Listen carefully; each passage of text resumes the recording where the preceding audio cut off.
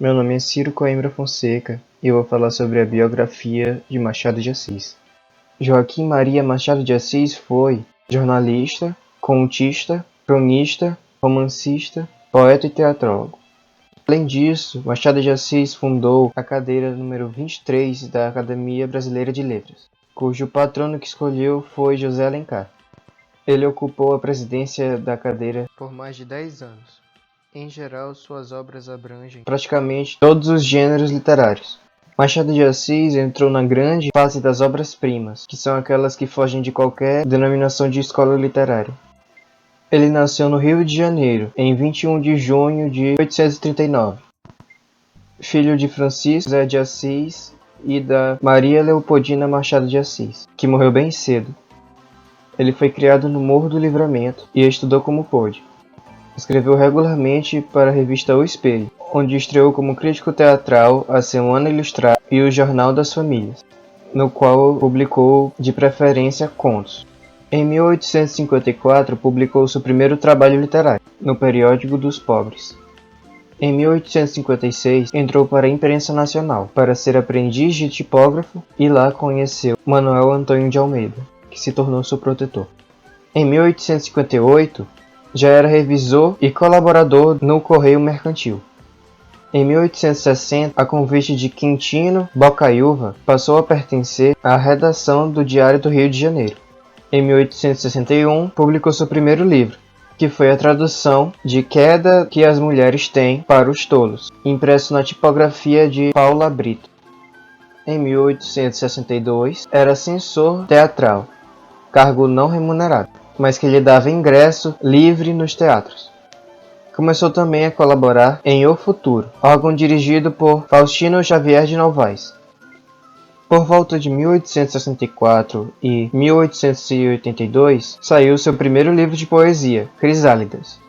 Ele também intensificou a sua colaboração em jornais e revistas, como O Cruzeiro, O Estado, A Estação e Revista Brasileira, escrevendo crônicas, contos, poesias, romances, que iam saindo em folhetins e depois eram publicados em livros. Em 1867 foi nomeado ajudante do diretor de publicação do Diário Oficial. Em 1869, ele se casou com Carolina Augusta Xavier de Novaes. Em 1870, publicou Felenas e Contos Fluminenses. Em 1872, seu primeiro romance, Ressurreição, saiu. Em 1873, o escritor foi nomeado primeiro oficial da Secretaria de Estado do Ministério da Agricultura, Comércio e Obras Públicas, iniciando assim a carreira de burocrata, que lhe forneceu sustento até o fim da vida. Na mesma época, publicou Histórias da Meia-Noite. Em 1874, o Globo publicou em folhetins o romance A Mão e a Luva. De 1875 a 1878, publicou em Dionísio e Americanas, Helena e Yayar Garcia. Em 1880, uma de suas peças, Só Tu, Puro Amor, foi levada à cena no Imperial Teatro Dom Pedro II. Além disso, quando o poeta Pedro Luiz Pereira de Souza assumiu o cargo de ministro interino da Agricultura, Comércio e Obras Públicas, ele convidou Machado de Assis para ser seu oficial de gabinete. Em 1881, saiu seu livro que daria uma nova direção à sua carreira literária, Memórias Póstumas de Brás Cubas. Nessa época também começou a publicar suas melhores crônicas na Gazeta de Notícias. Em 1882, revelou-se também extraordinário contista, em papéis avulsos. Na época de 1889 a 1908, ele foi promovido a diretor da Diretoria do Comércio em seu ministério. Como era grande amigo de José Veríssimo, continuou colaborando na Revista Brasileira também na fase do escritor paraense. Do grupo de intelectuais que se reunia na redação da revista, e principalmente de Lúcio de Mendonça, partiu a ideia da criação da Academia Brasileira de Letras. Esse projeto foi apoiado por Machado de Assis desde o começo, que também comparecia às reuniões preparatórias da ABL. Em 1897, se instalou na academia e foi eleito presidente da instituição. Neste mesmo ano, terminou suas publicações de crônicas na Gazeta de Notícias. Em 1901, publicou Ocidentais. Por fim, em 1908, faleceu no Rio de Janeiro, em 29 de setembro. Meu nome é Valber e eu vou apresentar as características do movimento literário presentes no livro O Alienista. A obra é pertencente ao movimento do realismo e possui como característica a contenção emocional, que seria o baixo teor de sentimentalismo. Um exemplo disso acontece no início da obra, em que é revelado que o protagonista, Simão Bacamarte, é casado e que esta relação surgiu apenas por interesse dele em possuir filhos. Ele tinha mais interesse na ciência do que em manter um bom relacionamento com sua esposa, Dona Evarista. Esse trecho do livro mostra o porquê de Simão escolher ela como esposa. Dona Evarista reunia condições fisiológicas e anatômicas de primeira ordem. Digeria com facilidade, dormia regularmente, tinha bom pulso e excelente vista. Estava, assim, apta para dar-lhes filhos robustos, sãos e inteligentes. Essa imagem é referente ao momento da obra em que Dona Evarista está escolhendo entre um colar de granada e outro de safira. Por não conseguir decidir, ela passa a noite toda pensando sobre isso, e essa indecisão faz com que o seu marido a considere louca, a colocando na Casa Verde, que é uma espécie de manicômio. Essa cena mostra principalmente como ele prefere a ciência do que a companhia de sua esposa. Outra característica do movimento é as críticas sociais e os temas que são importantes até hoje. As críticas que a obra aborda sobre a sociedade são bastante atuais, sendo os principais temas a corrupção social e política, o tratamento de doenças mentais, o poder de influência da ciência e o verdadeiro significado de louco. Um exemplo de corrupção política acontece nos trechos do diálogo entre o barbeiro e Simão Bacamarte. O barbeiro confessou que o novo governo não tinha ainda por si a confiança dos principais da vila, mas o alienista podia fazer muito nesse ponto. O governo, concluiu o barbeiro, folgaria se pudesse contar não já com a simpatia, senão com a benevolência do mais alto espírito de Itaguaí, e seguramente do reino. Essa conversa acontece após o grupo liderado pelo barbeiro ter feito uma revolta na cidade com o objetivo de acabar com a Casa Verde, esse local que Simão Bacamarte cuidava das pessoas consideradas por ele como loucas. No entanto, logo após a vitória desse grupo em derrubar o antigo governo, o líder da revolta decide fazer uma união com o alienista, com a intenção de usar a influência dele para promover o seu novo governo, indo contra a ideia inicial do grupo, mostrando como as pessoas são facilmente corrompidas pelo poder. Mais ao lado são referentes ao trecho que eu acabei de ler.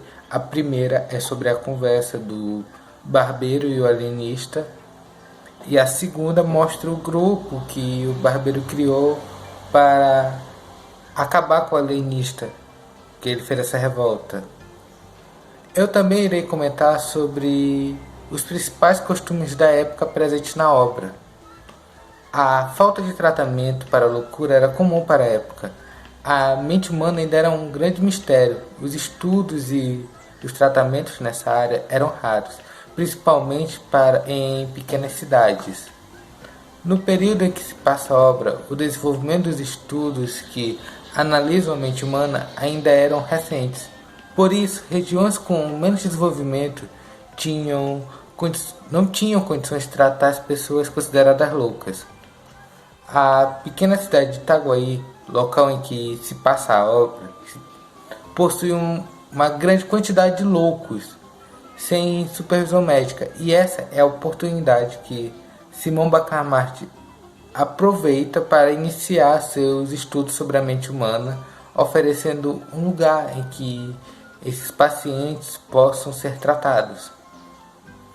No período em que se passa a obra, o desenvolvimento científico, junto com a grande evolução tecnológica da época, gerou na mente da população a ideia de que a ciência ela poderia resolver tudo, inclusive a loucura, sendo esse o pensamento que influenciou Simão Bacamarte a iniciar seus estudos sobre a loucura na cidade de Itaguaí.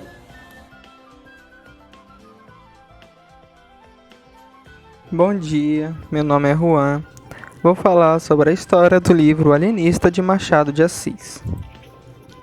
O livro Alienista apresenta alguns personagens de suma importância para sua história, que são, alguns deles, o Dr. Simão Bacamarte, o protagonista da história, um homem livre, branco, que vive pela ciência, Dona Evarista, uma mulher que é a esposa de Simão Bacamarte, Crispim Soares, boticário da cidade e amigo do Dr. Bacamarte, Padre Lopes, o padre da cidade, e o Porfiro, o barbeiro, que vai ser bem importante mais na frente da história. O livro ele se passa na cidade de Itaguaí, Rio de Janeiro, uma cidade pequena e perfeita para estudar a loucura pelo fato de ter um sistema controlado. E o seu sistema político, como vemos muitas vezes ao decorrer da história, é corrupto. Início do livro. O livro ele nos apresenta primeiramente o Dr. Simão Bacamarte, um homem que vive pela ciência e que saiu do Reino de Portugal para o Brasil com autorização do rei para poder estudar a loucura livremente pelo Brasil. Ele escolheu a cidade de Itaguaí por ser um ponto mais fácil de se estudar pelo fato dela ser pequena e pediu para construírem uma casa verde onde seria responsável por internar as pessoas doidas. Aí, com isso, o Dr. Simão Bacamarte ele teve que se casar e se casou com Dona Evarista, uma mulher que não era muito bonita fisicamente, mas que, segundo a ciência, tinha as características necessárias para que o Simão Bacamarte pudesse ter filhos bons e fortes. Mas isso acaba não acontecendo. Dr. Simão Bacamarte acaba morrendo sem filhos.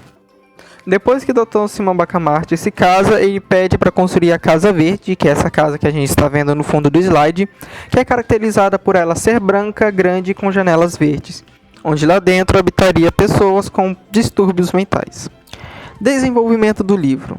O Dr. Simão Bacamarte ele age a partir da ideia de louco e quer achar uma cura para a mesma. Para isso, ele precisa internar pessoas com desequilíbrios mentais e pôr dentro da Casa Verde para que possam ser estudados. E com isso, ele vai ter o apoio político que, como eu disse, antigamente era corrupto. Mas, se chega um momento em que o louco ele acaba podendo se tornar qualquer um. Por causa que existem umas faculdades mentais que podemos classificar que são nossos equilíbrios da mente, tipo, o quanto a pessoa pensa em uma coisa, o quanto ela responde e tudo mais, como se a gente tivesse uns conhecimentos gerais. Se uma pessoa ela utiliza um desses conhecimentos, uma dessas atitudes em excesso ou em falta, por exemplo, se uma pessoa come demais, ela começou a ser considerada louca por Simão Bacamarte. E isso, a cidade ela fica meio revoltada. E um dos personagens que eu falei no início, o Porfiro, o barbeiro da cidade, também conhecido como Porfiro Canjicas, acaba causando uma revolução, que pelo seu sobrenome Canjicas, ficou conhecida como a Revolta dos Canjicas, ou seja, todos aqueles que seguiam Canjicas recebiam o apelido Canjicas. Só que acontece que quando eles vão na Casa Verde para derrubar a Casa Verde, eles dão meio que uma última palavra para o Simão Bacamarte. E essa última palavra acaba sendo de suma importância porque ele consegue convencer aquela multidão revoltada de não destruir a Casa Verde, dizendo que ele só está fazendo aquilo em nome da ciência. E só lembrando, recordando, estamos nos anos 1800 e pouco, um pouquinho perto da nossa independência. E a ciência ela estava ganhando um papel de muita importância, ou seja, todos aqueles que tinham o conhecimento da ciência acabam sendo respeitados e louvados. E por isso não derrubaram a Casa Verde, mas o Canjica ele derrubou o governo antigo com a promessa de derrubar a Casa Verde financeiramente. Mas ele percebe que, como eu falei, o sistema é corrupto, né? Ele percebe que o Simão Bacamarte por perto, ele é útil, porque ele pode pedir para ele prender os candidatos políticos, os inimigos políticos. E isso acaba gerando um pouquinho mais de revolta dentro da cidade de Itaguaí. Também existem, dentro da própria cidade de Itaguaí, problemas sociais, tanto fora da Casa Verde, né, como eu falei, do sistema político, das revoltas que estavam acontecendo internamente, quanto dentro da Casa Verde. Mais na frente, vemos que o Simão Bacamarte, ele prende a própria esposa porque ela não conseguia se decidir qual colar usar. E ele considerou aquilo um sinal de demência. Por isso ele prendeu a Dona Evarista. E com isso acaba gerando vários problemas, acabam considerando o Simão Bacamarte louco, mas não prendem ele, não fazem nada por considerarem ele como o cara que tem o conhecimento da ciência. No final do livro a gente vai ver que vai acontecer muitas revoltas dentro de Itaguaí e que Simão Bacamarte ele acaba prendendo muita gente dentro da Casa Verde, fazendo quase com que Itaguaí entrasse em uma quarentena. Só que aí mais na frente ele tem uma reidealização da loucura, porque ele, antes o louco era aquele que era anormal. E o normal era aquele normal, ou seja, que agia conforme as leis, que não fazia nada de excesso e nada de falta. Só que ele percebe que o anormal é ser normal. E que o normal é ser anormal. Ou seja, uma pessoa que tem um costume variado, que age assim mudando de hábito, às vezes fingindo até ter demência, é o normal. E que aquele ser humano que segue todas as leis, que segue um padrão, que segue tudo conforme a ordem lhe diz, é o anormal. Ou seja, ele começa a soltar gente que era considerada louca antes e depois prende pessoas que não eram consideradas loucas. Só que aí vem a pergunta. Ele chegou para a esposa, né, que ele soltou, né, descobriu que ela não era louca, chamou seus amigos como Crispim Soares e perguntou: eu sou um ser com as mais puras e normais características mentais? Aí todos responderam sim. Aí ele responde de volta: então já sei exatamente o que eu tenho que fazer. Aí a esposa chora, o amigo dele também chora, e ele vai ao público e pergunta e faz a mesma pergunta. E todos respondem que sim. Ou seja, o Simão, para a opinião de todos, ele é um homem perfeito, onde ele não tem nenhum distúrbio mental, onde ele não tem nenhum problema psicológico. Logo, ele é um homem 100% normal. Só que o anormal é ser normal. Então ele se prende na Casa Verde e fica lá por 14 meses até o dia da sua morte. E essa é a história do livro Alienista. Obrigado.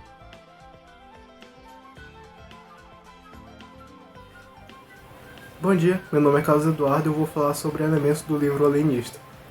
Sobre o Alienista, ele é considerado um conto porque a história se concentra em um número pequeno de personagens em um mesmo espaço, quer dizer, a cidade no caso, e tudo gira em torno de um mesmo conflito.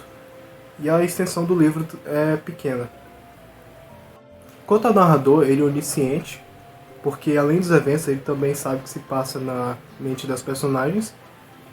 E é interessante notar que ele não aparece como personagem na narrativa, que ele mesmo conta, mas ele aparenta ser um personagem. Parece ser alguém que pegou, reuniu relatos e histórias sobre o que aconteceu em Itaguaí e está contando para alguém em um livro, por causa da maneira como ele fala às vezes e como ele também cita várias vezes que, assim, como diziam os cronistas, como se tivesse pego de outros livros.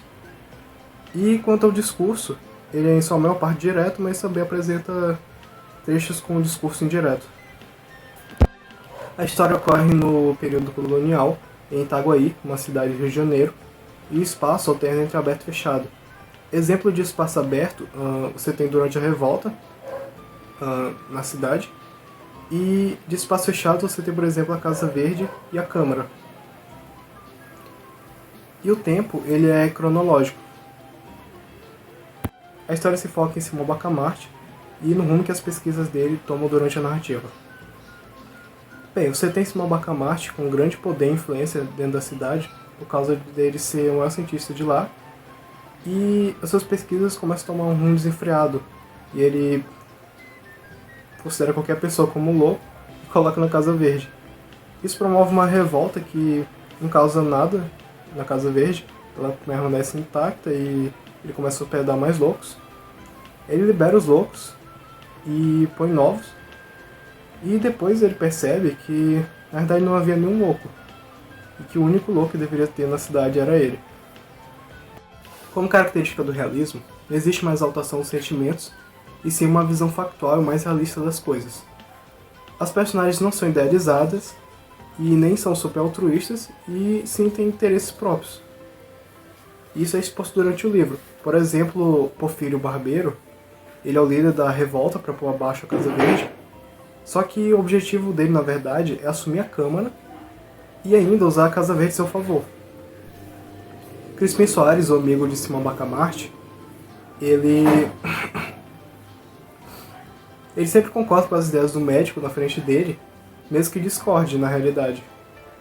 E quando existe a possibilidade dele ser preso por estar do lado do médico, ele logo se volta contra ele.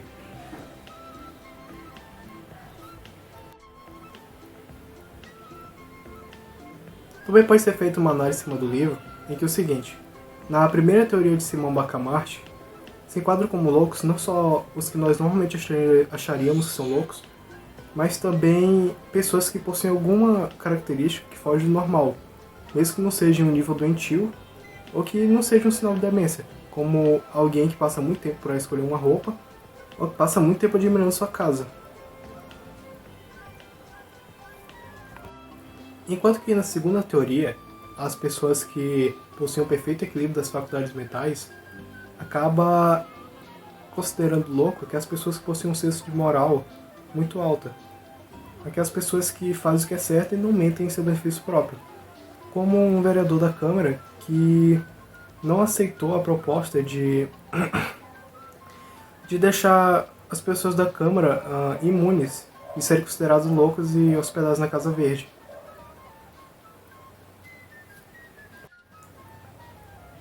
Que pode ser uma crítica ao romantismo, que você tem personagens idealizados que são heróicos e sempre altruístas.